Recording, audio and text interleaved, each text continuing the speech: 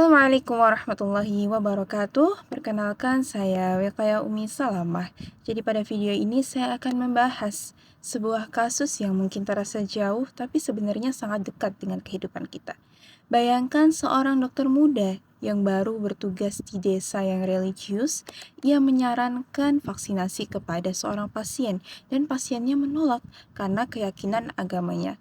Dua hal yang sama-sama baik tapi saling berbenturan. Nah, bagaimana filsafat ilmu bisa menjadi jembatan di antara keduanya? Mari kita bahas bersama. Oke, jadi dalam filsafat ilmu, ada sebuah pertanyaan paling mendasar yang disebut ontologi dari kata ontos. Artinya ada. Ontologi bertanya, apa hakikat dari sesuatu yang sedang kita hadapi? Mari kita terapkan pada kasus ini. Sang dokter melihat penyakit sebagai realitas biologis. Ada bakteri, ada virus, ada sel yang rusak. Realitas itu bisa diukur, diuji, dan diobati dengan metode ilmiah. Sementara sang ibu muda melihat penyakit sebagai ujian spiritual, sesuatu yang punya makna lebih dalam dari sekedar gejala fisik. Penyakit adalah bagian dari perjalanan iman. Keduanya tidak salah dalam konteks dunia mereka masing-masing. Jadi ilmu kedokteran bekerja pada ranah yang bisa diobservasi dan diverifikasi, sementara keyakinan agama bekerja pada ranah makna, transenden, dan nilai. Jadi keduanya adalah cara manusia memahami realitas, hanya saja dengan pandangan yang berbeda.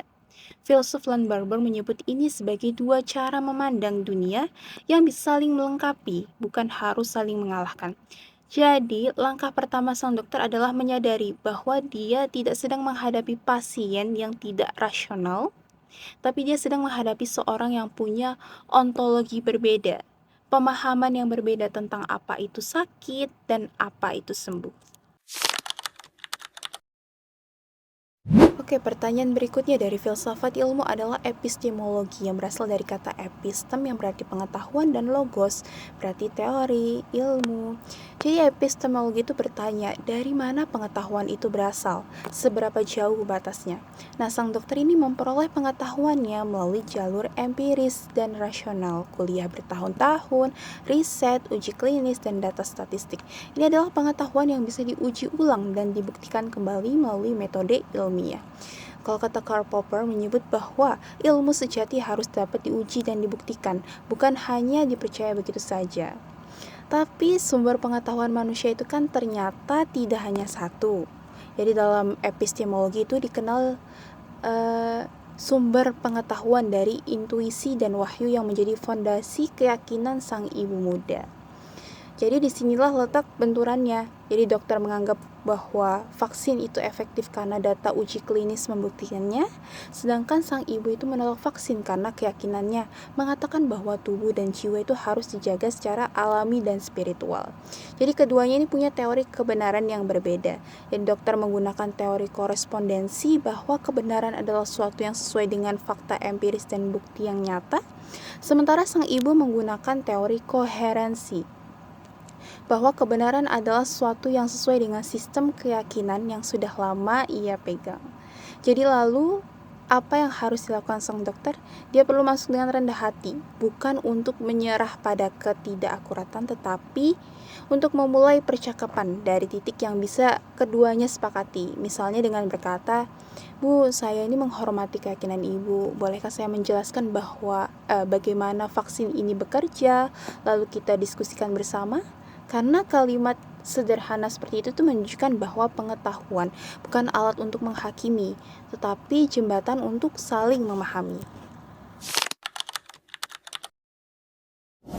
Nah, bagian terakhir adalah aksiologi, yaitu cabang filsafat ilmu yang membahas tentang nilai, etika, dan tanggung jawab sosial dalam penggunaan ilmu pengetahuan. Jadi dalam kasus ini, aksiologi itu menjadi sangat penting karena dokter tidak hanya menghadapi persoalan medis, tapi juga persoalan moral dan kemanusiaan. Nah, di satu sisi dokter memiliki tanggung jawab untuk menyelamatkan pasien dan memberikan pengobatan terbaik berdasarkan ilmu pengetahuan. Nah, dalam etika kedokteran ini terdapat prinsip primum non nocere yang berarti jangan menyakiti. Tapi di sisi lain, pasien melainkan juga memiliki hak untuk mempertahankan keyakinan dan menentukan keputusan terhadap tubuhnya sendiri. Nah, karena itu dokter tidak boleh bersifat memaksa atau merendahkan kepercayaan pasien. Karena sikap seperti itu tuh justru akan membuat masyarakat itu semakin menolak pengobatan modern.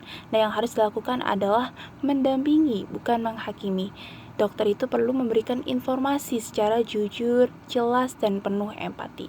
Ia harus mendengarkan ketakutan pasien, memahami latar belakang keyakinannya, lalu memberikan edukasi kesehatan dengan cara yang lembut dan menghargai nilai-nilai agama yang dianut pasien. Nah, disinilah etika itu berperan sebagai kompas moral. Etika itu membantu dokter tetap menjalankan ilmu pengetahuan secara manusiawi, bijaksana, dan bertanggung jawab, karena pada akhirnya tujuan ilmu kan bukan hanya membuktikan siapa yang paling benar, tetapi juga untuk membantu manusia itu lebih baik. Stephen Jay Gould berpendapat bahwa sains menjawab pertanyaan bagaimana, sedangkan agama menjawab pertanyaan mengapa. Karena itu, ilmu dan iman sebenarnya tidak harus saling bertentangan. Keduanya bisa berjalan berdampingan selama ada rasa saling menghormati dan saling memahami. Kasus ini mengajarkan kita bahwa di balik setiap keyakinan ada manusia dengan ketakutan dan harapannya sendiri. Karena pada akhirnya ilmu tanpa etika adalah kekuatan tanpa arah. Demikian penjelasan yang dapat saya sampaikan. Kurang lebihnya mohon dimaafkan. Terima kasih. Wassalamualaikum warahmatullahi wabarakatuh.